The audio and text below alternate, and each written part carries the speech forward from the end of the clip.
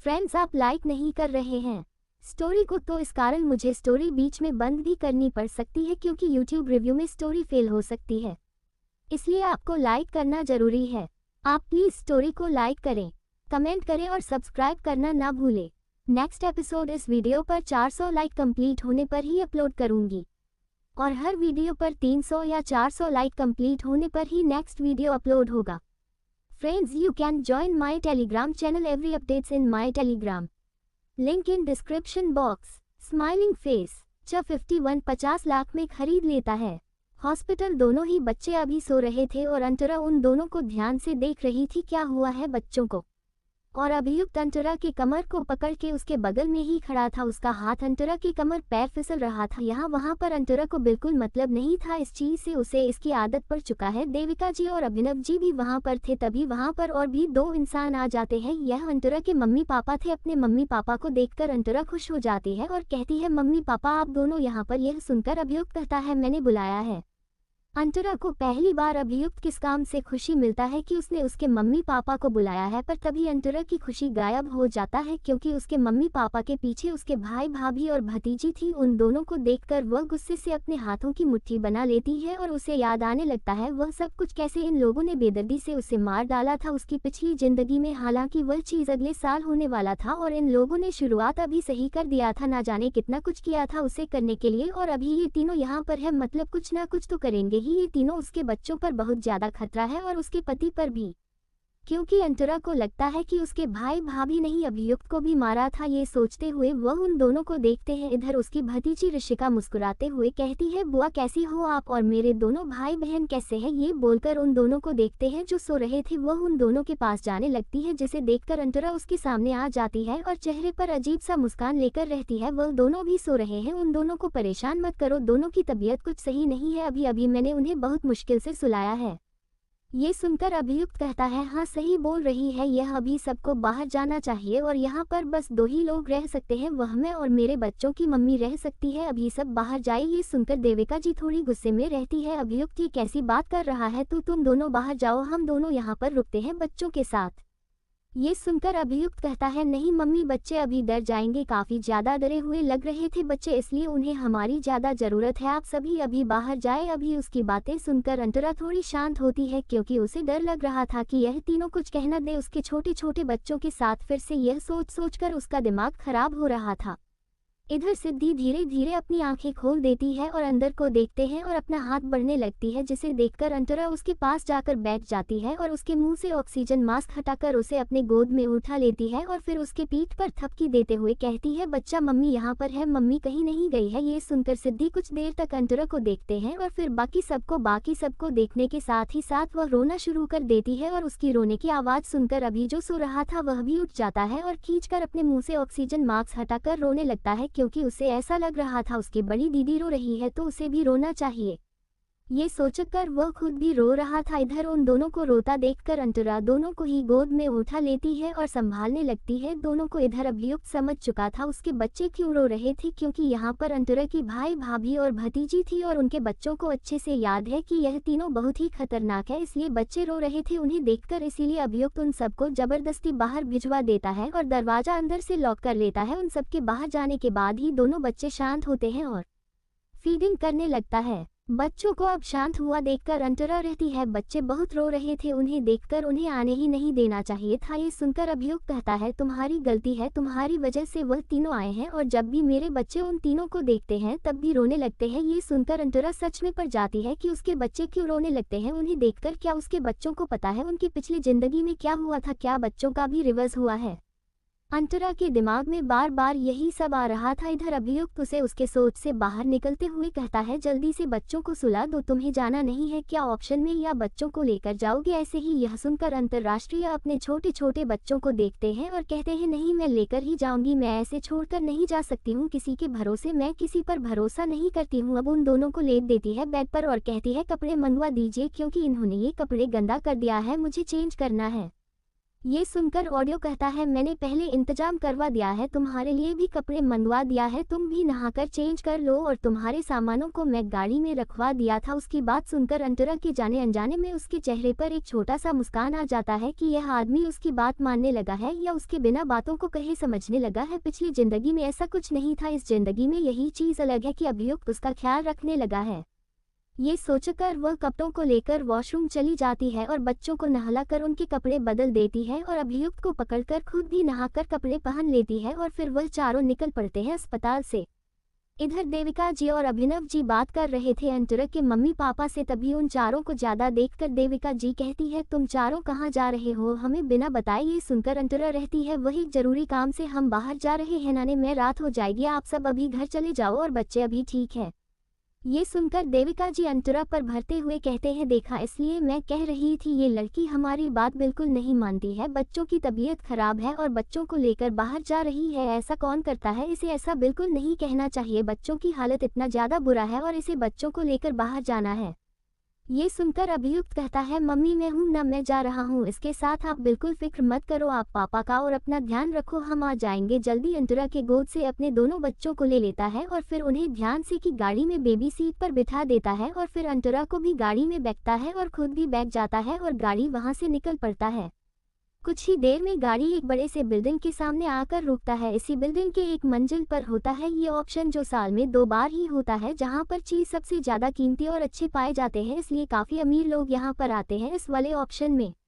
अंतरा बस देख रही थी इस पूरे जगह को और दोनों ही बच्चे एक दूसरे से लड़ाई कर रहे थे और अभियुक्त अंतरा को देख रहा था, जिसका नजर हर जगह पर था, बस उससे पर नहीं। वह अपने मन में कहता है, ये लड़की मुझे कभी ठीक से नहीं देखी है, इसे थोड़ा अपने पति को भी देखना चाहिए, अपने पति को थोड़ा देख लेगी तो क्या ही इसका बिगड़ जाएगा, बेवकूफ लड़की, थोड़ा अपने पति पर भी नजर डाल ले कितना अच्छा होगा, पर इसे तो डालना ही नहीं अपने पति पर नजर, पागल लड़की कहीं की, घर जाकर तुम्हें बताता हूँ।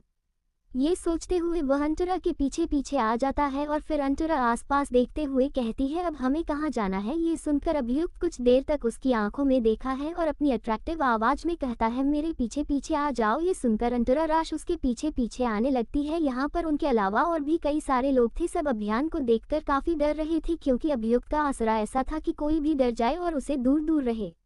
एक बड़े से हाल में आकर वह दोनों एक सीट पर बैठ जाते हैं, जिसे देखकर अंतरा रहती है, हम यहाँ पर क्यों बैठ रहे हैं, मुझे तो वहाँ पर होना चाहिए ना। ये सुनकर अभियुक्त कहता है, तुम्हें कुछ भी करने की जरूरत नहीं है, इतना तो तुम्हारा पति तुम्हारे लिए कर ही सकता है, तुम बस मेरे साथ बैठे रहो, क्योंकि किसी को पता नहीं चलना चाहिए, वह चीज़ तुम्हारी है, जितना सब कुछ राज रख सको उतना ही अच्छा होगा तुम्हारे काम के लिए और तुम्हारे लिए और हमारे बच्चों के लिए।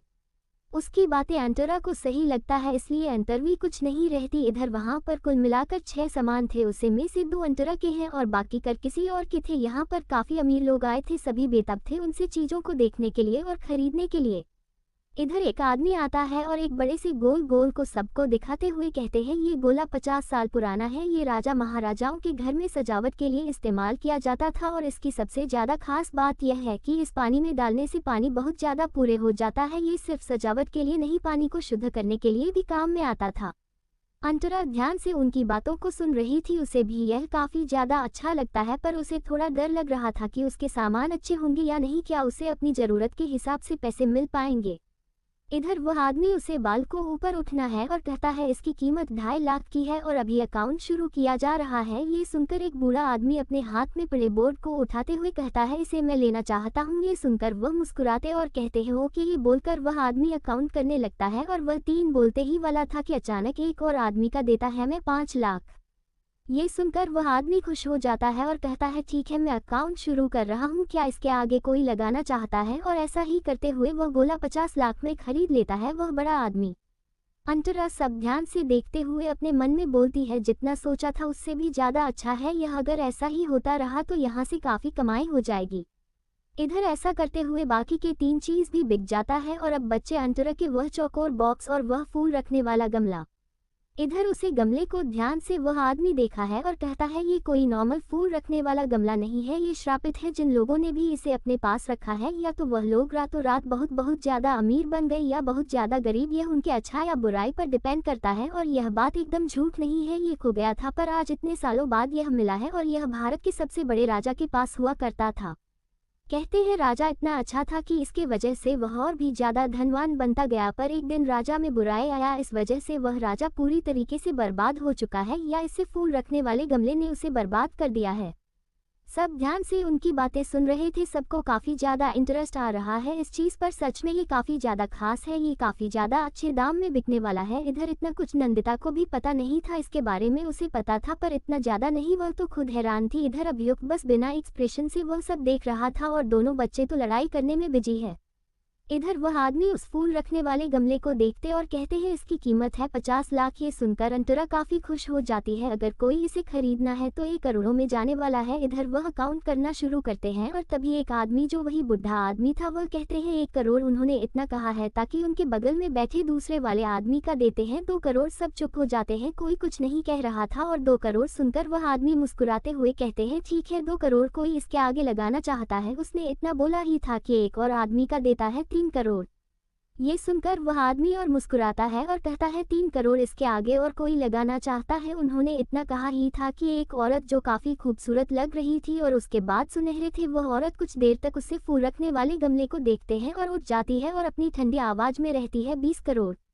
ये सुनकर आंतरिक ऑफिस ज़्यादा खुश हो जाती है और अपने मन में बोलती है अब तो पक्का मुझे और कुछ एंटीक सामान ढूंढने की ज़रूरत ही नहीं पड़ेगी, इसे ही काफ़ी पैसे मिल जाएंगे और मैं अपना बिजनेस स्टार्ट कर पाऊंगी। यह कुछ ज़्यादा ही पैसे हैं।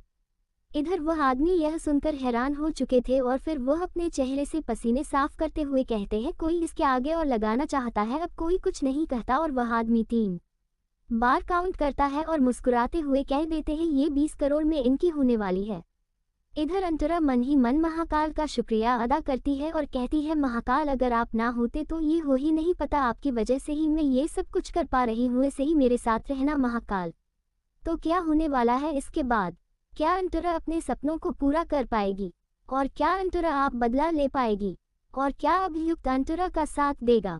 और क्या अभियुक्त कभी जान पाएगा कि उसे किसने मारा था उसकी पिछली जिंदगी में? जानने के लिए सुनते रहिए जब 52। कोई बात नहीं, मेरी बाहों में आ जाओ। अब सबका ध्यान उस आखिरी चीज पर था, वह था चौकोर बॉक्स। इधर सबका ध्यान उस पर इसलिए था क्योंकि यह उनके लिए बहुत ही एम्बेरसिंग वाली बात होगी। अगर वह यहाँ पर आकर कुछ ले पाए तो उनका इतना रिच होने का क्या ही फायदा। इधर दोनों बच्चों को काफी भूख लग चुकी थी और उनके सामने अभी खाने का सामान भी रखा था, पर अभियुक्त उन्हें खाने नहीं दे रहा था। इसलिए उन दोनों को ही अभियुक्त पर काफी गुस्सा आ रहा था। अभियुक्त उन दोनों को इतना गुस्से में देखकर अपनी गहरी आवाज में कहता है तुम दोनों खाने के साथ ही साथ खुद को गंदा भी कर लोगे और मेरा भी मन नहीं है तुम लोगों को क्लीन करने का, और तुम्हारी मम्मी भी अभी नहीं जा सकती है, इसलिए थोड़ा भूख रहो। वैसे भी खाना बहुत ही बर्बाद किया है, तुम लोगों को भी तो पता चले खाने की कीमत। ये सुनकर वह दोनों एक दूसरे को देखते हैं और कुछ इशारा करते हैं। अगले ही पल दोनों गला फाड़कर रोने लगते हैं। उनकी रोने की आवाज़ से पूरा हॉल खामोश हो चुका था और बस एक दूसरे को देख रहे थे। इधर अपने बच्चों को रोता देखकर अंतरा जल्दी से उन दोनों को अपने करीब कर लेती है और गुस्से से अभियुक्त को देखते हुए कहती है क्या हुआ, रो क्यों रहे हैं मेरे बच्चे? क्या किया है तुमने उनके साथ? इधर मम्मी के पास आने के साथ ही साथ दोनों ही बच्चे चुप हो गए थे और शांत भी हो गए थे, जिन्हें देखकर अभियुक्त गुस्से से कहता है ये दोनों शैतान बहुत परेशान करते हैं, इन्हें भूख लगी है इसलिए रो रहे थे। ये सुनकर अंतरा अपने दुपट्टे को अच्छे से बच्चों पर उड़ा देती है और दोनों को फीडिंग करवाने लगती है। उसे बिल्कुल परवाह नहीं था आस पास कोई है या नहीं है, उसे बस अपने बच्चों को चुप करवाना था। और बच्चों को भूख लगी है इसलिए बच्चे तो रोएंगे ही ना। और अभी उसे कितना पागल आदमी है, अपने बच्चों की ही परवाह नहीं है उसे। इधर अंतरा की यह हरकत देखकर अभियुक्त मुंह बना लेता है और अपना कोट उतार कर उसे पहना देता है और कहता है ऐसे ही करवाओ फीडिंग। ये बोलकर वह सामने देखने लगता है।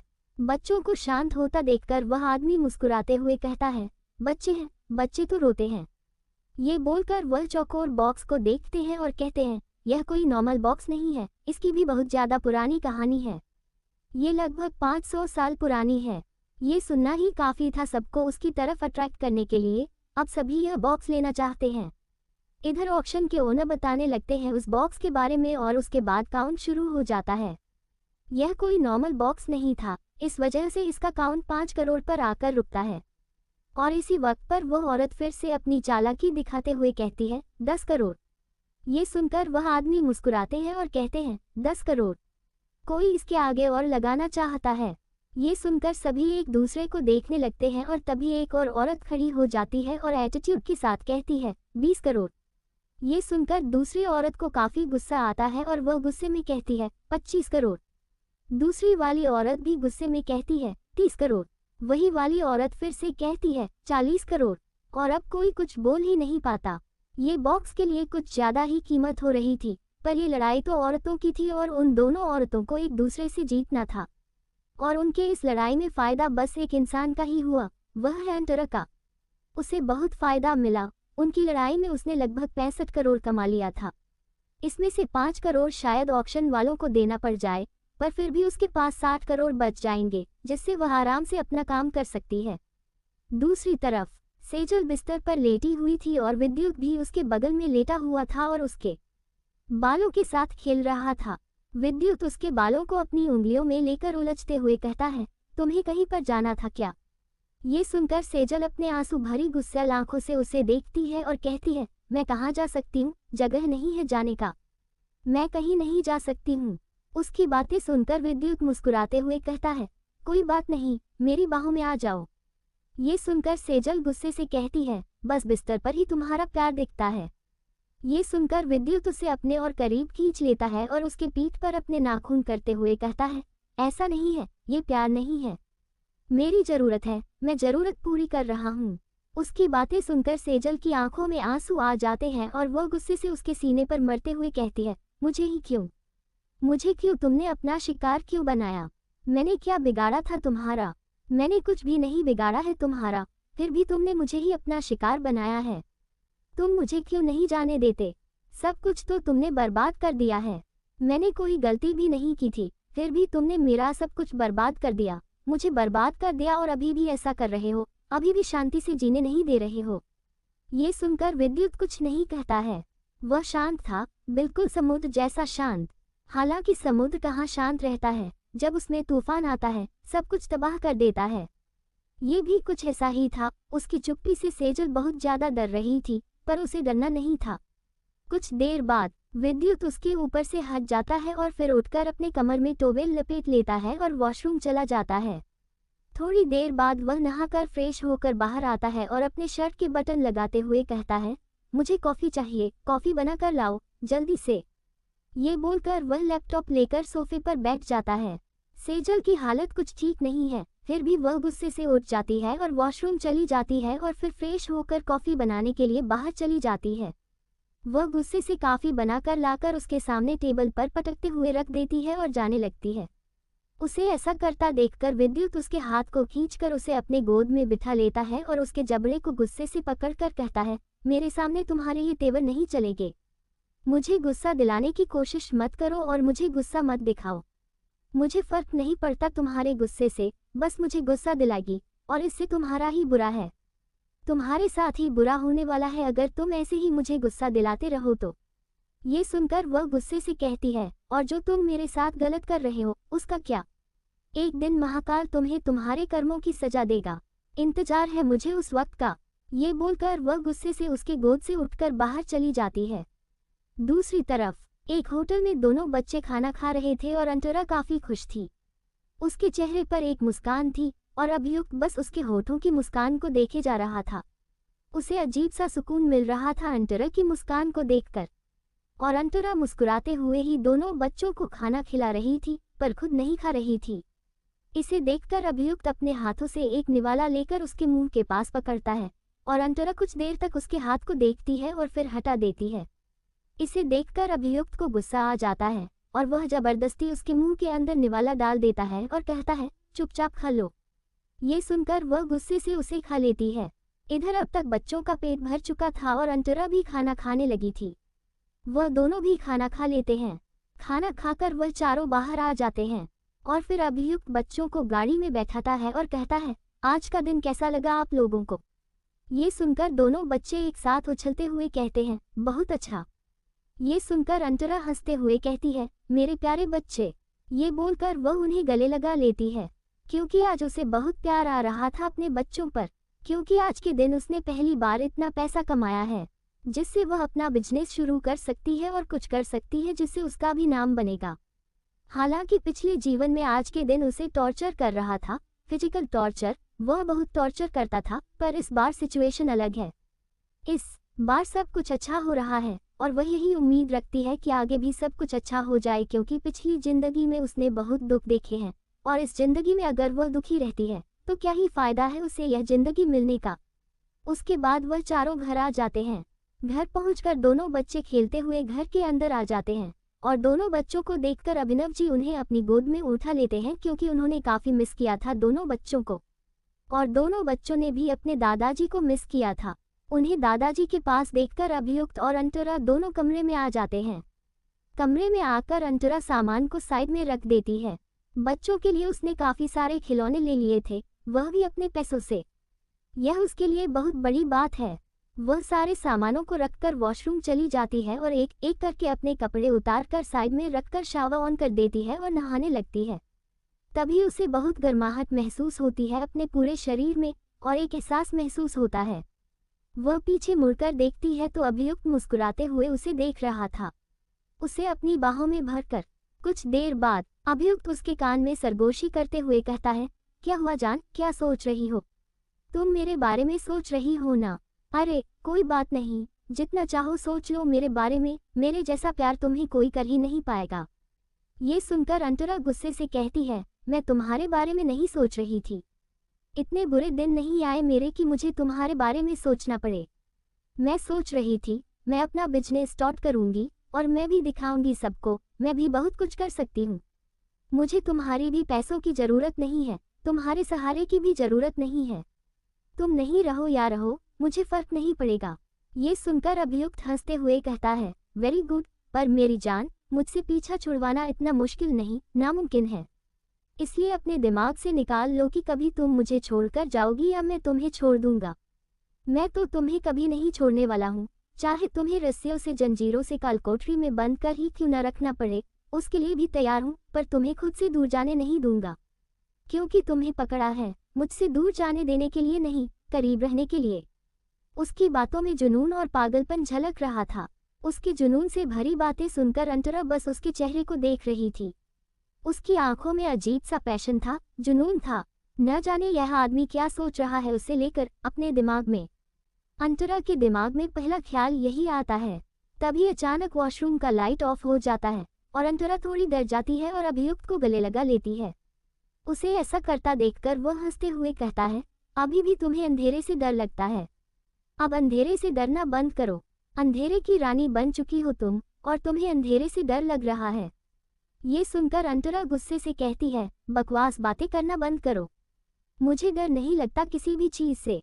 मैं नहीं डरती, मुझे डरपोक बोलने वाला। डरते होगे तुम्हारे दुश्मन, मैं नहीं। ये बोलकर वह उसे दूर हटा देती है और जाने लगती है, पर अंधेरे की वजह से तो बहुत डर लग रहा है। पर वह अभियुक्त तो नहीं दिखाना चाहती है कि उसे अंधेरे से डर लग रहा है। इधर दोनों बच्चे बाहर बैठे हुए थे। उनके हाथों में 2 फोन थे। सिद्धि के पास अभियुक्त का फोन है और अभी के पास अंतरा का फोन है। दोनों ने लाइट ऑन करके रखी है और दोनों एक दूसरे को डरा रहे थे अजीब से चेहरे बनाकर।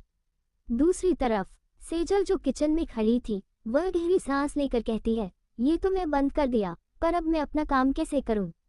मुझे जल्द से जल्द अपना काम पूरा करना है, वरना वह फिर से मेरे बच्चे पर या मुझ पर अपना गुस्सा उतारना शुरू कर देगा। मेरा बच्चा भी दुनिया में आया भी नहीं, उसे इतना तकलीफ झेलना पड़ रहा है। ना जाने जब वह दुनिया में आ जाएगा क्या क्या उसे झेलने पड़ जाए। ये सोच सोचकर सेजल डरते हुए किचन में चली जाती है और किचन में आकर देखती है कि खाना बन चुका था और रखा हुआ था। वह जल्दी से खीर में एक सफ़ेद पाउडर मिला देती है और फिर वहां से भागकर बाहर आ जाती है और किसी से टकरा जाती है। वह गिरने वाली थी कि कोई उसे पकड़ लेता है और वह गहरी गहरी सांस लेते हुए ऊपर देखती है। उसे ऊपर चमकती हुई आंखें दिखाता है और उसके कान में ठंडी आवाज आती है, तुमने अपना काम कर लिया है। ये सुनकर सेजल डरते हुए कहती है, हाँ मैंने कर लिया है। तुमने जो जो बोला था मैंने वह सब कुछ कर लिया है और आप मुझे छोड़ो, अब मुझे परेशान करना बंद करो। ये सुनकर वह उसे ठीक से खड़ा करता है और उससे थोड़ा दूर हो जाता है और कहता है, ओके। ये बोलकर वह अपनी जेब में हाथ डालकर वहां से निकल जाता है। सेजल हैरान थी उसे जाता हुआ देखकर, पर अभी उसे इसके पीछे पीछे नहीं जाना चाहिए, वरना ये फिर से कुछ ना कुछ काम दे देगा। ये सोचकर वह जल्दी से भागते हुए अपने कमरे में चली जाती है। दूसरी तरफ अभियुक्त अंतरा को अपने करीब खींच लेता है और उसके गाल पर हाथ रखकर कहता है, डार्लिंग मत डरो, मैं हूं ना, अभी तुम्हें बाहर लेकर चल रहा हूं। मुझे पता है तुम अंधेरे से बहुत डरती हो, पर तुम्हें अपने इस डर पर काबू पाना है। तुम्हें जितना है इस डर से, क्योंकि अंधेरा ही है जो तुम्हें तुम्हारे मकसद के बहुत करीब ले जाएगा। अंतरा के कान में अभियुक्त की अट्रैक्टिव आवाज आ रही थी, पर वह इतनी डर चुकी थी कि उसे समझ ही नहीं आ रहा था कि वह क्या करे क्या न करे। जब 53 बेबी एप्पल, मुझे सेड्यूस करने के अलावा और भी कुछ आता है तुम्हें। रात का वक्त वॉशरूम में अंतरा को काफी डर लग रहा था। उसे देखकर अभियुक्त ने उसे अपनी बाहों में भर लिया। उसकी बाहों की गर्माहट महसूस करके अंतरा अपनी आंसुओं भरी आंखों से अभियुक्त को देखती है। अभियुक्त उसके गाल पर हाथ रखकर उसके होठों को धीरे से चूमता है और कहता है, क्या हुआ तुम्हें? तुम ठीक तो हो ना? ये सुनकर अंतरा बस उसे देखती रहती है। वह उसे अपनी बाहों में उठाकर बाहर ले आता है और बेड पर बिठा देता है। चारों तरफ नजर डालता है, फिर अंतरा के कपड़े निकालकर उसके हाथ में रखता है और कहता है, कपड़े पहन लो। ये सुनकर अंतरा अपने कपड़े हाथ में लेकर इधर उधर देखती है और कहती है, कैंडल जलाओ, डर लग रहा है मुझे। ये सुनकर अभियुक्त कहता है, पता है मुझे तुम्हें अंधेरे से डर लगता है। ये बोलकर वह कैंडल जला देता है। कैंडल काफी बड़ी थी और इसकी रोशनी से पूरा कमरा जगमगाने लगता है। अब जाकर अंतरा को थोड़ा राहत मिलती है। वह अपने कपड़े को देखती है। यह एक पिंक कलर की नाइट गाउन है और काफी शॉर्ट है। वह गुस्से से कहती है, यह क्या है?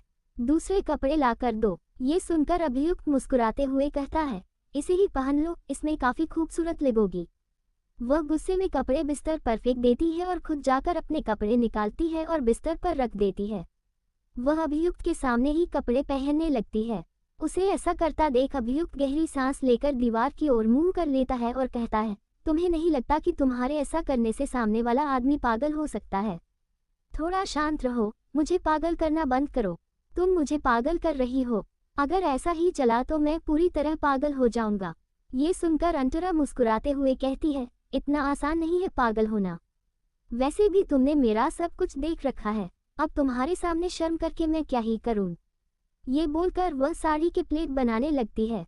वह लाल रंग की सिल्क की साड़ी पहन रही थी जो थोड़ा नेट जैसी थी। वह अच्छी से साड़ी पहनती है और फिर अभियुक्त की तरफ देखती है। अभियुक्त बस उसकी कमर को ही देख रहा था। जब उससे बर्दाश्त नहीं हुआ तो वह अंतरा के पास आकर उसे पीछे से अपनी बाहों में भर लेता है और उसके कान में जुनून के साथ कहता है, अगर तुम मेरे सामने ऐसे ही रही तो मैं पागल हो जाऊंगा।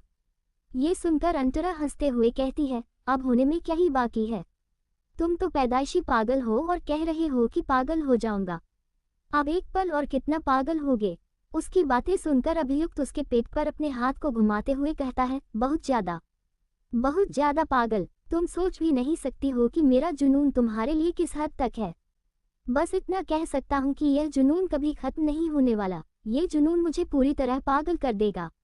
ये सुनकर अंतरा हंसते हुए कहती है, अब बस भी करो पागल आदमी, मुझे बच्चों के पास जाना है। ये कहकर वह अभियुक्त को धक्का देकर दूर हटाने की कोशिश करती है। अभियुक्त थोड़ा भी नहीं हिलता और मुस्कुराते हुए कहता है, कोशिश बेकार है। मेरी बाहों की कैद से बाहर जाना इतना आसान होता तो तुम 3 साल पहले ही जा चुकी होती। ये सुनकर अंतरा उसके सीने पर मुक्का मारते हुए कहती है, छोड़ो मुझे, ये सब कहने का वक्त नहीं है, बच्चों के पास जाना है। शायद बच्चों को भूख लगी है। ये सुनकर अभियुक्त हंसते हुए कहता है, हम डिनर करके ही आए हैं, बच्चे भूखे नहीं हैं। पर बच्चों के पापा भूखे हैं। तुम्हें अपने बच्चों के पापा को तो खाना खिलाना चाहिए, नहीं? ये सुनकर अंतरा गुस्से से उसे धक्का देती है और कहती है, बकवास बंद करो, मैं बच्चों के पास जा रही हूँ। ये बोलकर वह पूरा जोर आजमाकर उसे हटाने की कोशिश करती है, पर वह बिल्कुल नहीं हिलता। उल्टा वह उसे और भी कसकर पकड़ लेता है और गहरी आवाज में कहता है, देखो जान, मेरी पकड़ से छूटना इतना आसान नहीं है, लेकिन मुझे महसूस हो रहा है कि तुम्हारे दिल में मेरा डर कम हो चुका है और अब तुम मुझे इज्जत भी नहीं देती। उम्र में बड़ा हूँ तुमसे, हर चीज में बड़ा हूँ, मुझे आप कहकर बुलाओ। अगर फिर से तुम कहा तो सोच भी नहीं सकती मैं तुम्हारा क्या हाल करूँगा। ये बोलकर वह उसके बालों को कसकर पकड़ लेता है। अंतरा गुस्से से उसे देखती है और कहती है, नहीं, मैं नहीं सुनूंगी तुम्हारी बात। ये सुनकर अभियुक्त उसे दीवार के साथ सटा कर उसके थाई पर हाथ रखता है और कसकर प्रेस करते हुए कहता है, जान, मुझे आप कहकर बुलाओ। दर्द से उसकी आंखें बंद हो जाती है और वह गहरी गहरी सांस लेते हुए कहती है, ठीक है, छोड़िए, मुझे जाने दीजिए। अभियुक्त शांत होता है और उसे थोड़ा दूर हटाता है। मुस्कुराकर कहता है, ऐसे ही इज्जत देते रहना मुझे, वरना मुझसे बुरा कोई नहीं होगा। तुम्हें पता है मुझे तुम पर कितना गुस्सा आ रहा है। बेवकूफ लड़की, मैं तुम्हारा पति हूँ, कभी मुझे धोखा देने की कोशिश मत करना। ये कहकर वह उसके बालों को ठीक करता है और कहता है, चलो बच्चों को लेकर आओ जल्दी से। ये सुनकर वह कमरे से भाग जाती है।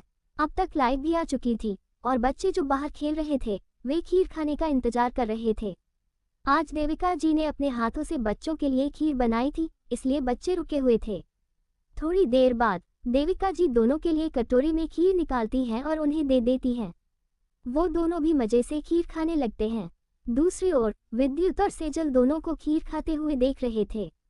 विद्युत के चेहरे पर एक खतरनाक मुस्कान थी और सेजल, जो काफी डरी हुई थी, विद्युत को देख रही थी। वह अपने मन में कहती है, कितना घटिया आदमी है जो अपने ही भतीजे को नहीं छोड़ रहा है। अपने बच्चों को ही नहीं छोड़ रहा तो और किसे छोड़ेगा। एक दिन मुझे मौका मिल जाए तो मैं इसे पूरा बर्बाद कर दूंगी। ये सोचते हुए वह दोनों को देखे जा रही थी। उधर दोनों बच्चे खीर खाने के बाद धीमे कदमों से सीढ़ियों पर चढ़ने लगे। वो दोनों खेलते हुए ऊपर जा रहे थे। उन्हें ऐसे चलता देख अभियुक्त उन्हें अपनी गोद में उठा लेता है और कहता है, तुम दोनों ठीक तो हो ना। ये सुनकर दोनों ही मुस्कुराते हैं। उनके पूरे चेहरे पर खीर लगा हुआ था, जिसे देखकर अभियुक्त कहता है, तुम दोनों ने खुद को फिर से गंदा कर लिया है।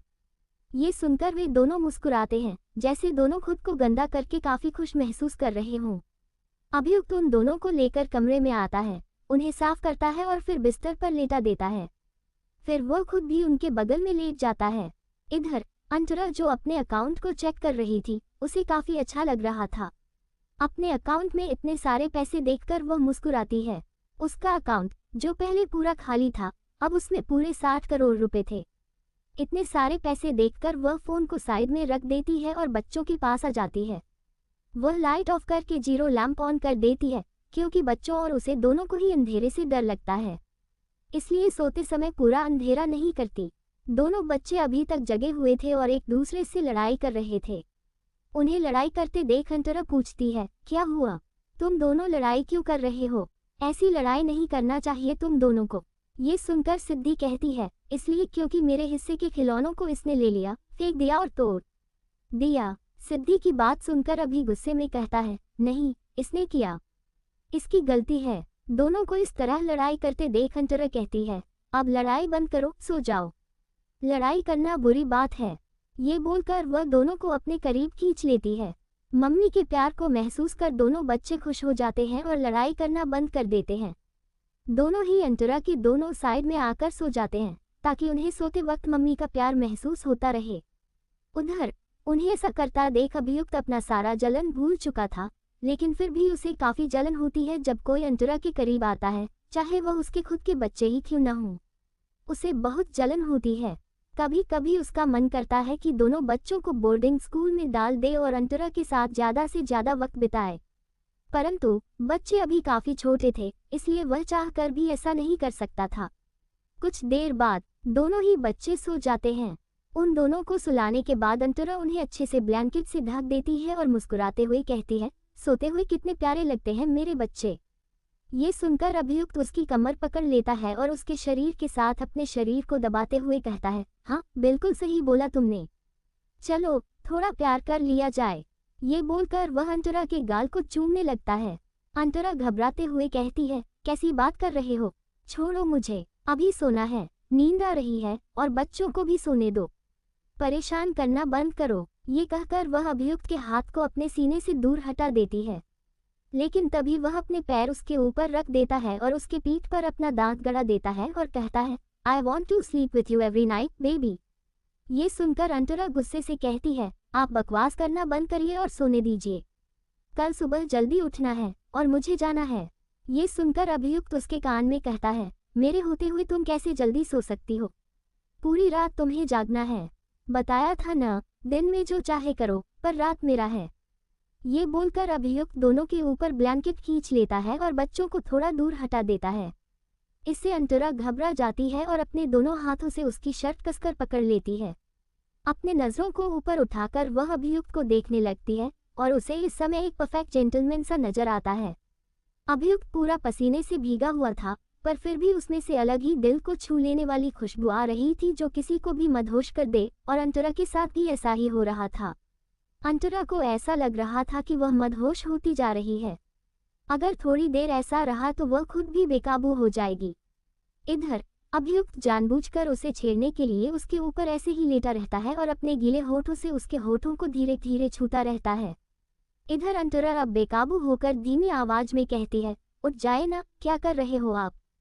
सोने दो ना मुझे। वह मुस्कुरा कर कहता है, जान, अभी तो मैंने कुछ किया भी नहीं है, करने तो दो, उसके बाद बोलना कुछ। और मुझे पता है कल तुम्हें जल्दी उठना है, वरना अपना काम कैसे करोगी? मेरी प्यारी छोटी सी एप्पल, जो बहुत जल्दी बिजनेस वूमन बनने वाली है। मैं तो बहुत ज़्यादा खुश हो जाऊंगा कि मेरी छोटी सी एप्पल ऐसा कुछ कर रही है। मेरी बेबी एप्पल लाल सेब मुझे सेड्यूस करने के अलावा और भी कुछ आता है। ये सुनकर अंतरा को गुस्सा आ जाता है। गुस्से में अंतरा उसके सीने पर मुक्का मारते हुए कहती है, कैसी कैसी बात कर रहे हो आप? छोड़ो मुझे। ये सुनकर अभियुक्त उसके चेहरे पर अपनी गहरी सांस छोड़कर कहता है, I will FHCK you now and will FHCK you all night long। अभियुक्त ये कहते हुए अपनी बैग खींचकर उतार देता है और साइड में फेंक देता है। फिर वह अंतरा की साड़ी को थोड़ा ऊपर खींचता है, उसके दोनों पैरों को अलग करता है और अपनी लोअर बॉडी को धीरे धीरे अंतरा में समाने लगता है। इससे अंतरा कसकर उसकी शर्ट को पकड़ लेती है और अपनी आंखें बंद कर लेती है, क्योंकि उसे सुकून और दर्द दोनों का एहसास एक साथ हो रहा है। अंतरा की आंखें बंद हैं और उसकी आंखों के कोने से आंसू निकल रहे हैं, क्योंकि अभियुक्त को सहन कर पाना उसके लिए बहुत बड़ी बात है। जब पहली बार वो करीब आए थे, उस रात अंतरा को कितना दर्द हुआ था, ये बस वही जानती है। क्योंकि अभियुक्त वाकई काफी ज्यादा लंबा है और छोटी सी अंतरा के लिए उसे बर्दाश्त करना आसान नहीं है। ऊपर से अभियुक्त न केवल लंबा है, बल्कि मस्कुलर भी है, बॉडी बिल्डर टाइप का। अंतरा तो मुश्किल से उसके सीने तक भी नहीं पहुंचती है। इसलिए हर बार जब भी वे दोनों करीब आते हैं, अंतरा को शुरुआत में बहुत दर्द होता है। अब बच्चे हो चुके हैं तो दर्द पहले जैसा तो नहीं, पर फिर भी होता है। अभियुक्त मुस्कुराकर उसके चेहरे को देखता है और पूरी तरह उसमें समा जाता है। डीप में जाते हुए कहता है, यू लाइक्ड इट। अंतरा उसकी शर्ट को कसकर पकड़ते हुए कहती है, थोड़ा दर्द हो रहा है। अभियुक्त उसके होठों पर उंगली रखकर कहता है, अरे वह तो होना ही था, अब क्या ही कर सकता हूँ। इतनी सी तो हो तुम, छोटी सी, अब मुझे बर्दाश्त कर पा रही हो, इतना ही बहुत है। मर खप नहीं गई, जिंदा हो, यही काफी है तुम्हारे लिए। इधर अंतरा की धीमी आहें अभियुक्त के कान में गूंज रही थी और इससे वह और भी ज्यादा पागल हो रहा था, मदहोश हो रहा था और खुद को और भी मजबूत कर रहा था। इससे अंतरा और भी ज्यादा सिसकियां लेने लगती है। कई घंटे तक उनका ये प्यार चलता है, क्योंकि अभियुक्त अंतरा को छोड़ ही नहीं रहा था और अंतरा कुछ नहीं कर सकती थी। उसका पति ऐसा ही है, इतनी जल्दी, इतनी आसानी से उसे छोड़ता ही नहीं जब तक पागलों की तरह प्यार न कर ले। अंतरा ने अब कोशिश करना भी छोड़ दिया था और जो अभियुक्त कर रहा था उसे करने दे रही थी। जब 54 कम से कम 4 बजे तक हमें कंटिन्यू करना चाहिए। काफी रात हो चुकी थी और अंतरा अब थक चुकी थी।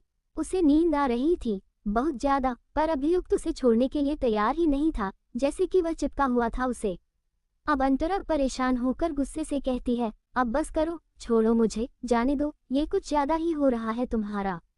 ये सुनकर अभियुक्त उसे दूसरी तरफ देखकर अंतरा की बात को ठीक करते हुए कहता है, आपका अब छोड़िए ना प्लीज, बच्चों के पास जाना है। ये सुनकर अभियुक्त बगल में देखा और कहता है, बच्चे सो रहे हैं, हमारे साथ ही हैं, वह पर तुम्हें बहुत प्रॉब्लम हो रही है। ये सुनकर अंतरा गुस्से से बस उसे देखती है और अंतरा का गुस्से से बड़ा चेहरा देखकर वह मुस्कुराता है और कहता है, चलो थोड़ा और प्यार कर लिया जाए, अभी रात काफी बाकी है, आधी रात ही तो हुई है। अंतरा ने चाहा, मैं और झील नहीं पा रही हूँ, प्लीज जाने दीजिए ना, क्यों ऐसा कर रहे हो आप?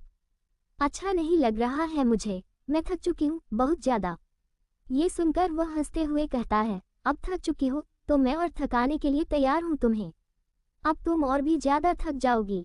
ये बोलकर वह मुस्कुराते हुए उसके गाल को चूम लेता है और फिर उसके होठों को, और ऐसा करते हुए वह उसके पूरे चेहरे को चूमने लगता है। इससे अंतरा परेशान हो जाती है और बस बर्दाश्त करने लगती है अपने पति का ये जुल्म। काफी देर बाद अभियुक्त शांत होता है और उसके बगल में लेट जाता है और उसे अपनी लाल आंखों से देखने लगता है।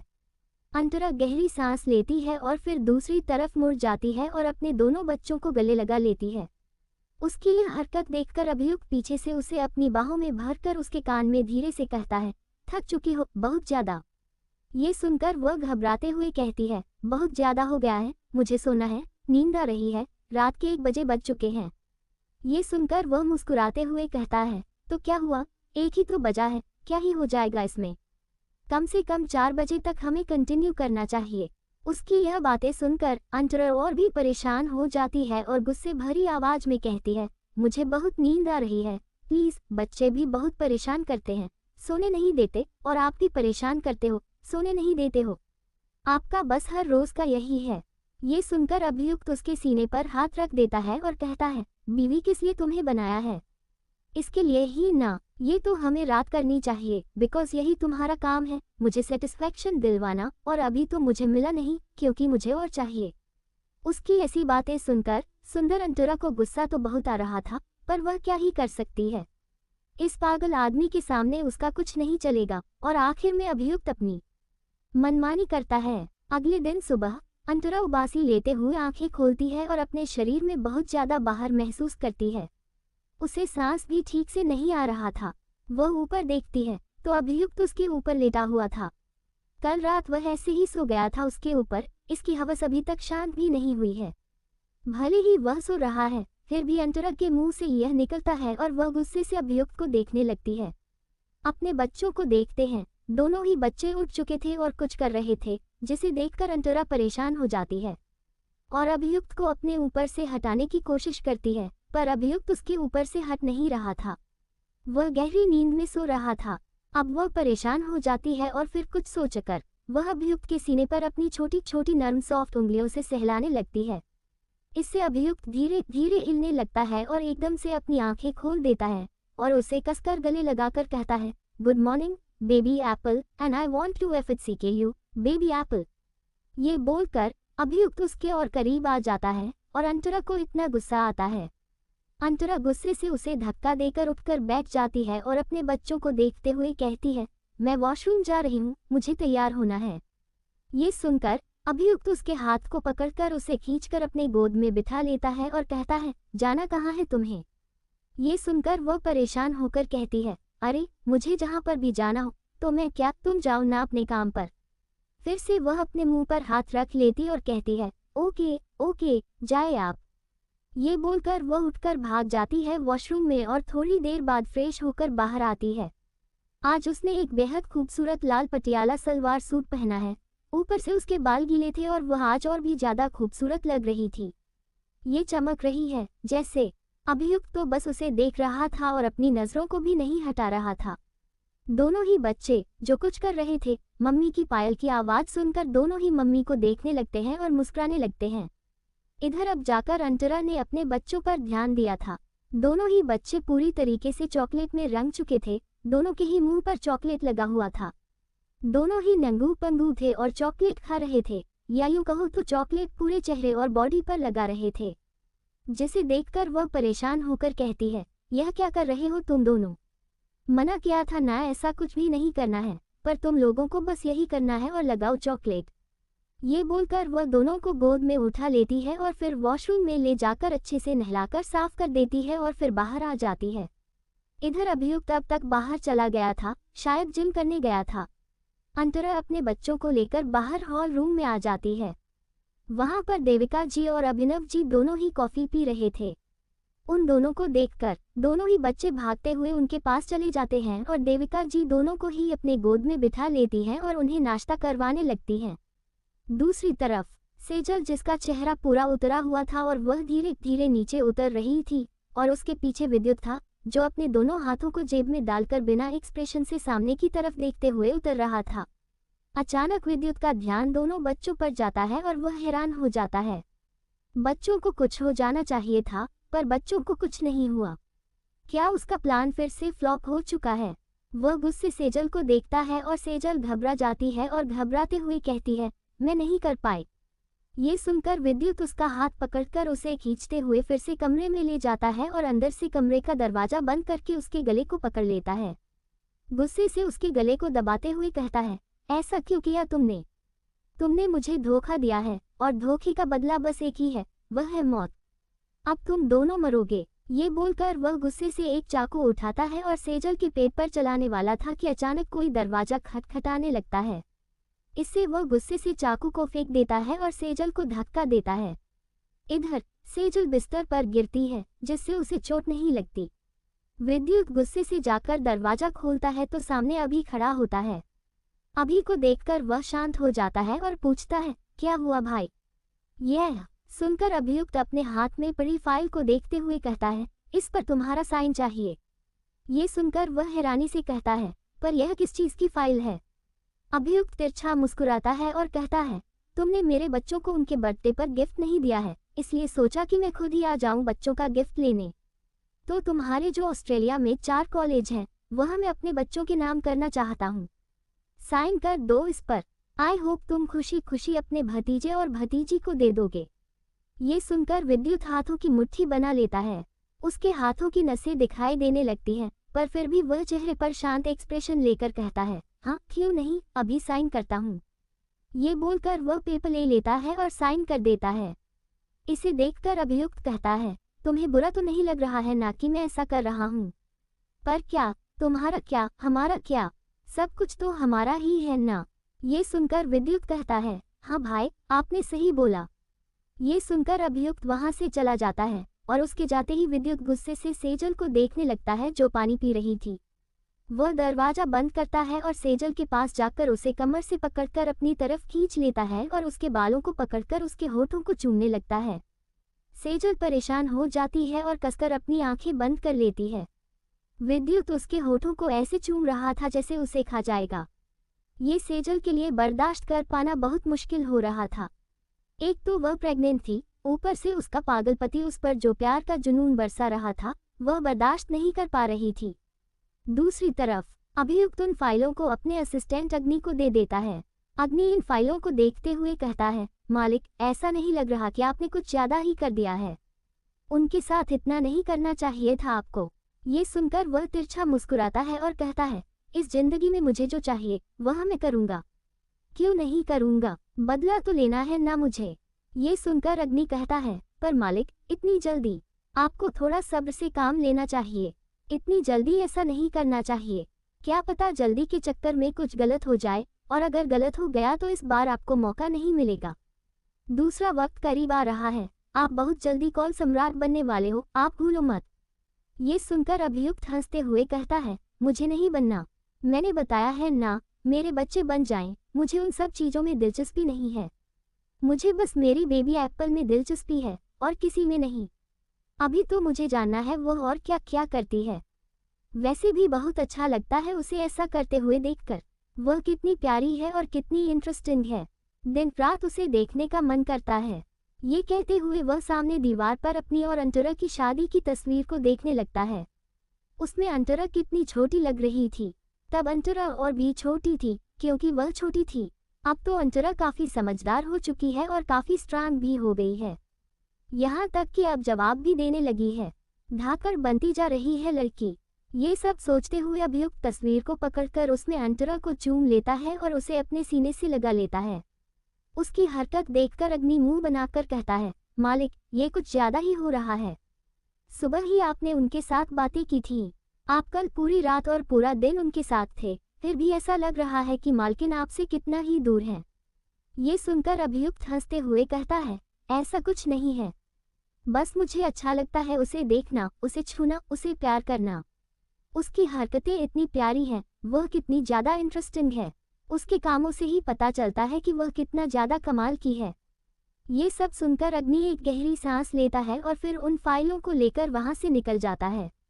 उसके जाने के बाद अभियुक्त खुद भी बाहर आ जाता है और देखता है कि उसके बच्चे नाश्ता कर रहे थे। अंतरा भी नाश्ता कर रही थी। वह जाकर अंतरा के बगल में बैठ जाता है और उसके कमर पर हाथ रखकर कहता है, कैसा लगा जान? ये सुनकर अंतरा गुस्से से उसे देखती है और कहती है, यह क्या हरकतें हैं? छोड़िए मुझे, बच्चे हैं यहाँ पर, सब हैं। आप बस कहीं भी शुरू हो जाते हो। मुझे बहुत गुस्सा आता है आपकी इन्हीं हरकतों से। अपनी इन हरकतों को बंद करिए। ये सुनकर अभियुक्त उसके और करीब आ जाता है और उसे चिपकते हुए कहता है, हमें लगता है कि हमारे पास अगर और बच्चे होते तो और भी अच्छा होता। 2 बच्चों से क्या ही हो जाएगा, कम से कम 3-4 बच्चे तो होने ही चाहिए। अगर 3-4 बच्चे होते तो ज़्यादा अच्छा होता। हमें और बच्चे कर लेना चाहिए। ये सुनकर अंतरा गुस्से से उसके सीने पर मारते हुए कहती है, यह क्या बातें कर रहे हो आप? आप कहीं भी शुरू हो जाते हो। शर्म करें। यहाँ पर आपकी मम्मी पापा हैं, आपके बच्चे हैं, आपके भाई हैं, सब हैं। फिर भी आपको यही हरकत करनी है। ये कहते हुए अंतरा सामने देखती है। सामने देविका जी और अभिनव जी मुंह खोले उन दोनों को ही देख रहे थे। वह शर्म से अपना सिर नीचे झुका लेती है। शर्म से उसकी गाल लाल हो चुकी थी और उसे गुस्सा भी आ रहा था अभियुक्त पर। इधर अभियुक्त बेशर्मों की तरह मुस्कुरा रहा था, जैसे उसे बिल्कुल परवाह नहीं थी कि सामने उसके मम्मी पापा हैं। इधर उसके पापा थोड़े से गले को खनखारते हुए कहते हैं, बरखुरदार, तुम्हारे सामने तुम्हारे माता पिता हैं, थोड़ा शर्म कर लो। ये सुनकर वह मुस्कुराते हुए कहता है, क्यों, आप करे तो रासलीला, हम करे तो कैरेक्टर ढीला। अगले ही पल देविका जी उसके ऊपर फूलदान फेंकते हुए कहती हैं, अभियुक्त, तुम्हारी इतनी हरकतों की वजह से बचपन में तुम हमसे डंडों से मार खाए हो। ये सुनकर वह मुस्कुराता है और कहता है, ओ मेरी प्यारी मम्मी, बच्चा नहीं हूं मैं। अगर होता तो आपकी गोद में आपके पोते पोतियां नहीं होते। उसकी इतनी ज्यादा बेशर्मी से भरी बातें सुनकर देविका जी को काफी शर्म आ रही थी कि उनका बेटा कैसी बातें कर रहा है। दूसरी तरफ विद्युत गुस्से से उन्हें देख रहा था। जब 55 अभियुक्त मुस्कुराते हुए कहता है, आइसक्रीम खाने की तैयारी। अभियुक्त की बेशर्मी देखकर देविका जी को काफी ज्यादा गुस्सा और शर्म आ रही थी, पर वह क्या ही कर सकती थी। उनका बेटा दिन ब दिन बहुत ज्यादा बेशर्म होता जा रहा है। इधर अंतरा गुस्से से अभय को पकड़ती है और फिर अपने बेटे को अपने करीब खींचकर उसे अपनी गोद में बिठा लेती है। वह कुछ खा रहा था, उसके हाथ में देखती है वह एक बड़ा सा लाल मिर्च देखकर गुस्से से उसे छीन लेती है और कहती है, यह क्या खा रहे हो तुम? ये खाने की चीज नहीं है, इसे पकाकर खाते हैं, ये बेल पेपर है। ये सुनकर वह गुस्से से कहता है, तो क्या हुआ, मुझे खाना है, कितना ज्यादा अच्छा दिख रहा है। उसकी बातें सुनकर अंतरा थोड़ी गुस्से में कहती है, हाँ, मुझे अच्छे से पता है तुम्हारे ये बहाने। तुम्हें बस यही सब करना होता है, पागल बच्चे। अभी हमें निकलना है, चलो जल्दी से नाश्ता करो। ये बोलकर वह जबरदस्ती सैंडविच खिलाती है। उसके बाद वह दोनों बच्चों को लेकर निकल पड़ती है।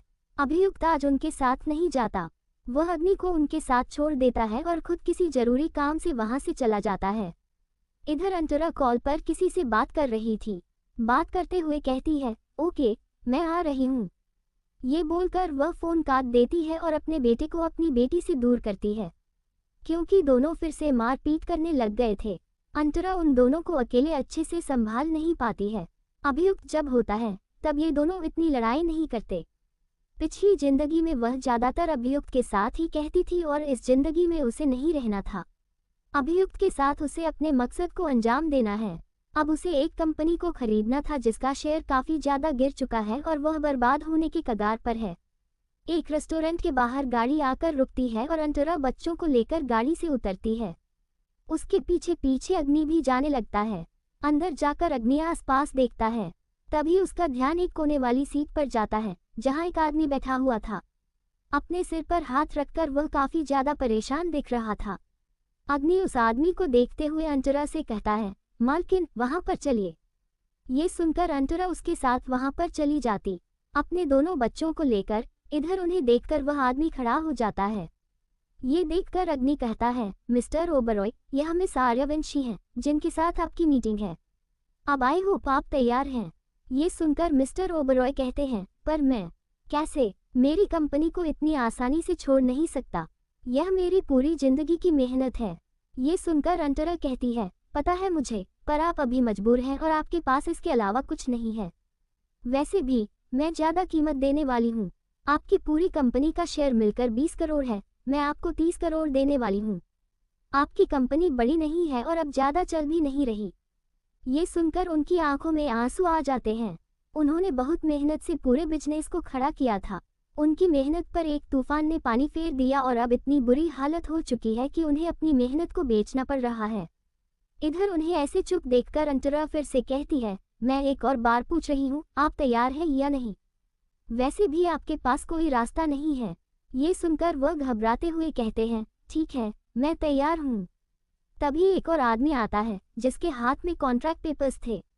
ये देखकर अंतरा कहती है, साइन कर दीजिए इस पर, मुझे पता है कि अभी आपको पैसों की बहुत ज़रूरत है। ये सुनकर मिस्टर ओबरॉय कहते हैं, हाँ, बहुत ज़्यादा ज़रूरत है। ये बोलकर वह सिर झुका लेते हैं। उन्हें ऐसे चुपचाप देखकर अंतरा को काफ़ी बुरा लगता है। इसलिए अंतरा कुछ सोचकर कहती है, पर मेरे पास आपके लिए एक और अच्छा ऑफर है। ये सुनकर वह हैरान हो जाते हैं और पूछते हैं, कैसा ऑफर? अंतरा कहती है, यही कि मैं आपको मैनेजर बनाना चाहती हूँ। आप पूरे बिजनेस का ध्यान रखेंगे। मुझे पता है कि आपको अपनी कंपनी से बहुत लगाव है और मैं आपको एक और मौका दे रही हूँ। अब फैसला आप पर है। ये सुनकर वह खुशी के साथ कहते हैं, मैं तैयार हूँ। ये सुनकर अंतरा के चेहरे पर भी मुस्कान आ जाती है। असल में मिस्टर ओबरॉय का ज्वेलरी का बिजनेस है। चीन में वो तरह तरह की यूनिक और अच्छी ज्वेलरी बनाते हैं, इसलिए इनका सेल भी काफ़ी अच्छा होता था और पूरी दुनिया में उनकी बनाई ज्वेलरी फेमस थी। पर एक दुश्मन की वजह से उनका पूरा बिजनेस डूबता ही गया और अब उन्हें अपनी कंपनी बेचनी पड़ रही है। इधर अंतरा के दिमाग में कुछ आता है। अंतरा कहती है, मैं डिजाइन्स देखना चाहती हूँ और मेरे पास भी कुछ डिजाइन्स हैं। कंपनी का नाम भी चेंज करना है और अच्छी अच्छी ज्वेलरी लानी है ताकि मार्केट में फेमस हो जाए। ये बोलकर वह जल्दी से अपने बैग में से कुछ डिजाइन्स निकालती है और कहती है, आप देखिए। ये सुनकर मिस्टर ओबरॉय ध्यान से उन डिजाइन्स को देखते हैं। उन्हें वो काफ़ी पसंद आते हैं और वह कहते हैं, सच में ये लाजवाब है, काफ़ी अच्छा है। ये सुनकर अंतरा मुस्कुराकर कहती है, सच में आपको पसंद आया? अंतरा की मासूमियत से भरी बातें सुनकर वह उसके सिर पर हाथ रखते हुए कहते हैं, हाँ बच्चा, बहुत अच्छा है। ये सुनकर अंतरा और भी ज़्यादा खुश हो जाती है। तभी मिस्टर ओबरॉय कुछ सोचते हुए कहते हैं, पर आप मुझे ये क्यों दिखा रही हैं? ये सुनकर वह मुस्कुराकर कहती है, क्योंकि यह कंपनी आपकी थी और आपको ज़्यादा पता होगा कि कैसे चलाना है और क्या करना है, इसलिए मैं आपको ये दिखा रही हूँ। कल से हम इस प्रोजेक्ट पर काम शुरू कर देंगे क्योंकि जल्द से जल्द इस बिजनेस को आगे बढ़ाना और ऑब्जर्वेशन रखना है। ये सुनकर वह मुस्कुराते हुए कहते हैं, तुम बहुत आगे जाओगी, ऐसे ही मेहनत करते रहो। ये सुनकर अंतरा भी मुस्कुरा देती है। उसके बाद वह अग्नि के साथ वहाँ से निकल पड़ती है। दोनों ही बच्चे काफ़ी खुश होते हैं और भागते हुए आगे जा रहे थे। इधर अग्नि बाहर निकलकर अभियुक्त को कॉल करता है। इधर अभियुक्त बस अंतरा को ही देख रहा था अपने लैपटॉप पर। असल में अग्नि की शर्ट पर छोटा सा हिडन कैमरा लगा हुआ है ताकि अभियुक्त देख पाए कि उसकी प्यारी एप्पल कहाँ जा रही है। तभी अग्नि का कॉल आता है और वह उठा लेता है। फोन पर से अग्नि सब कुछ बता रहा है जो हुआ। ये सब सुनकर अभियुक्त मुस्कुराता है और कहता है, सच में वह कितनी लाजवाब है, कितना कुछ सोचती है। उसका दिमाग काफ़ी अच्छा है, वह काफ़ी आगे जाएगी अगर ऐसे ही मेहनत करती रही। उसने अकेले ऐसा किया है, उसे अपनी ताकत के बारे में भी पता नहीं है, फिर भी उसने इतना कुछ कर दिया है। इधर अंतरा गाड़ी में बैठी हुई थी और सोच रही थी, अभी बस उसके पास 30 करोड़ हैं।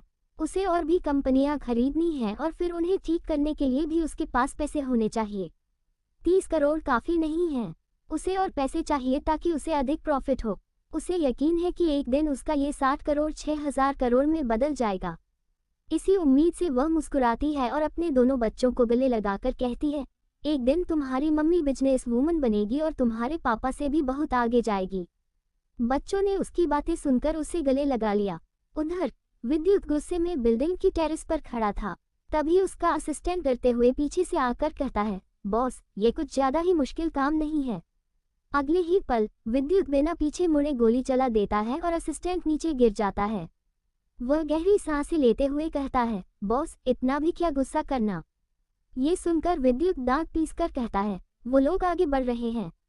वह खुद को क्या समझता है, वह कुछ भी करेगा और मैं कुछ नहीं करूँगा। बचपन से ही मेरे हिस्से का सब कुछ उसे ही मिलता आया है।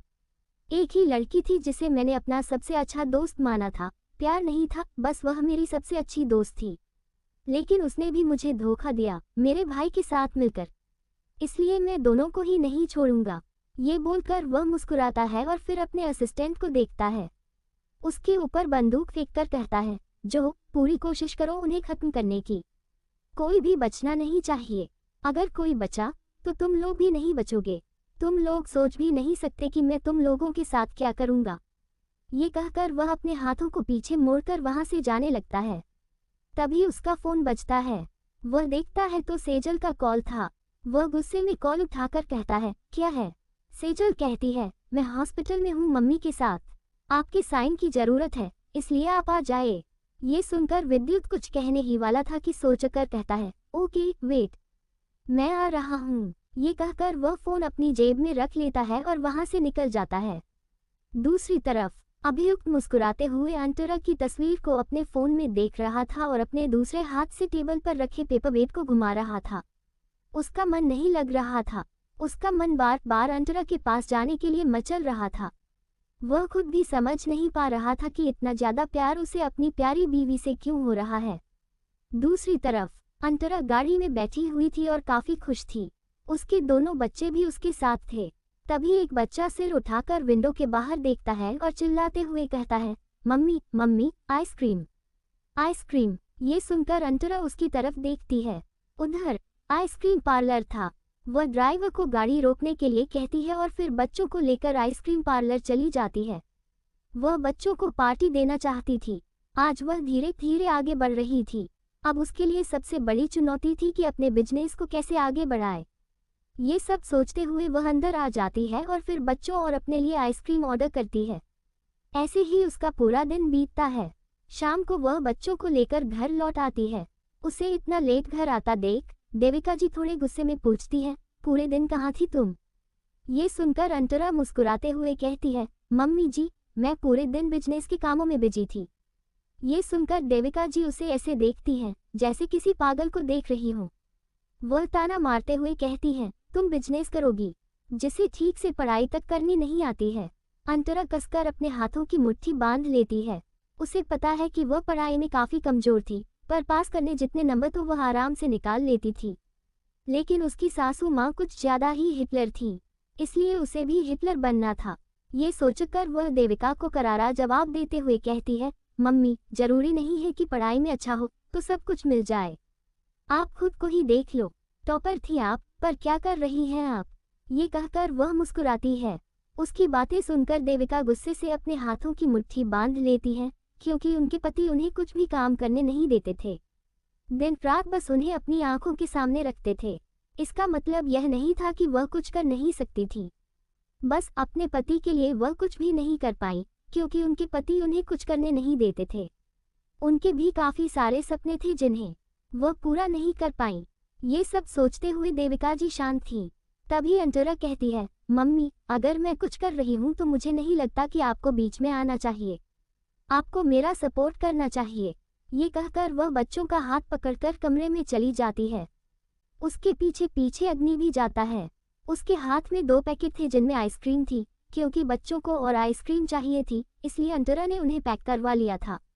घर पहुंचते ही दोनों बच्चे खेलने लगते हैं और अंतरा नहाने चली जाती है। नहाकर वह बाहर आती है और फिर आईने के सामने जाकर सिंदूर की डिब्बी उठाकर सिंदूर लगाने लगती है। तभी उसके कानों में किसी की ठंडी आवाज़ आती है, मुझे आइसक्रीम नहीं खिलाओगी? अपने सक्सेस की पार्टी नहीं दोगी? ये सुनकर अंतरा सिंदूर की डिब्बी साइड में रखती है और मंगलसूत्र पहनते हुए कहती है, वह मैं तब दूंगी जब मैं सच में सक्सेसफुल हो जाऊंगी। अभी तो ये बस शुरुआत है। उसने इतना ही कहा था कि अचानक अभियुक्त उसे खींचकर अपनी तरफ घुमा लेता है। उसे ड्रेसिंग टेबल पर बैठाकर उसके चेहरे के पास अपना चेहरा लाकर कहता है, बहुत मन है आइसक्रीम खाने का, खिलाओ मुझे। उसके इतने करीब आने से अंतरा की धड़कन बढ़ चुकी थी। न जाने क्यों वह घबरा गई थी। उसे घबराता देख अभियुक्त मुस्कुराता है। वह हाथ में आइसक्रीम का बाउल लेता है और कहता है, चलो कुछ अच्छी तरीके से खाते हैं। ये कहकर वह अपने हाथों से आइसक्रीम लेता है और अंतरा के गाल पर लगा देता है और फिर उसके होंठों पर भी। अंतरा गुस्से से उसे देखती है और कहती है, यह क्या कर रहे हो? अभियुक्त मुस्कुराते हुए कहता है, आइसक्रीम खाने की तैयारी। ये कहकर वह उसके गाल और होंठों को चूमने लगता है और आइसक्रीम चाटने लगता है। इससे अंतरा घबरा जाती है और अभियुक्त की शर्ट कसकर पकड़ लेती है। गहरी गहरी सांसें लेते हुए अंतरा अभियुक्त को देखने लगती है और अभियुक्त भी उसकी आंखों में देखते हुए उसके गाल से आइसक्रीम चाट रहा था। इतने करीब होने से दोनों के ही शरीर में जैसे आग जल रही थी। दोनों के दिल की धड़कनें बढ़ चुकी थी और कमरे का तापमान भी काफी बढ़ चुका था। एस बड़ी ही चल रहा था, पर दोनों पसीने में भीगे हुए थे।